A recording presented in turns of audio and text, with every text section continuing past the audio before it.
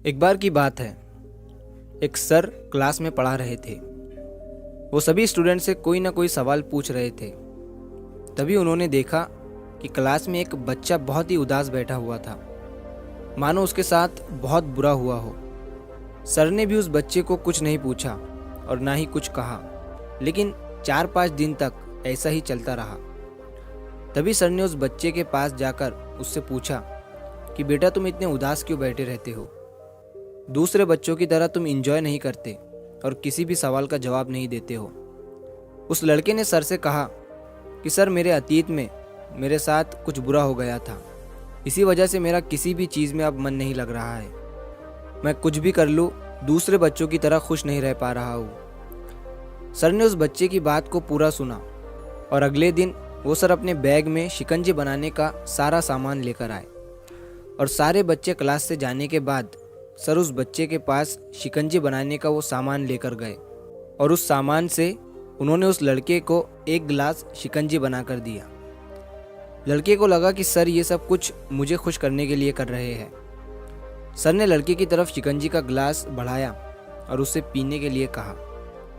लड़के ने जैसे ही शिकंजी का एक जिप लिया तो उसे उस शिकंजी में नमक ज़्यादा लगा। उसने सर से कहा कि सर, इस शिकंजी में नमक ज़्यादा हो गया है।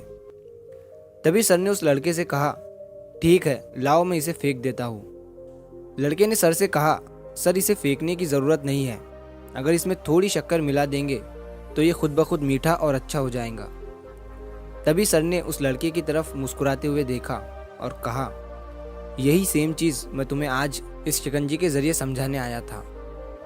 हमारी ज़िंदगी भी बिल्कुल इस शिकंजी की तरह है और हमारे पास्ट में जो बुरी और दुखद चीज़ें हमारे साथ हुई है वो उस शिकंजी में मिले नमक की तरह है। जब हमारे पास्ट में कुछ बहुत बुरा हुआ हो जिसकी वजह से हमारी ज़िंदगी बिल्कुल कड़वी हो जाती है, तब हमें उसमें कुछ अच्छे पल ऐड करने की ज़रूरत होती है।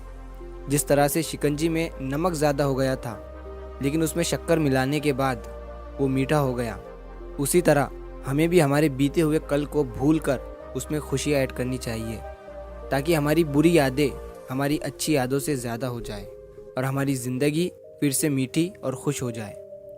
जो पास्ट में हो गया वो हो गया, उसकी वजह से आज उदास मत रहो, क्योंकि हमारा आज भी आगे चलकर कल में बदल जाएगा और हम फिर से उस कल की वजह से उदास रहने लगेंगे। इसीलिए ख़राब चीज़ों को भूलते हुए आगे बढ़ो और अपनी लाइफ में पॉजिटिव रहो और जितना हो सके अच्छा और पॉजिटिव सोचो। तो अगर आप इस कहानी को और भी लोगों तक पहुंचाना चाहते हो तो इस वीडियो को लाइक करिए, ताकि YouTube इस वीडियो को और भी लोगों तक पहुंचाए। और अगर कहानी अच्छी लगी हो तो चैनल को सब्सक्राइब ज़रूर करिए। मिलता हूँ मैं अगली बार इसी तरह की कहानी के साथ। तो सब्र करो, शुक्र करो और ज़िंदगी में आगे बढ़ो।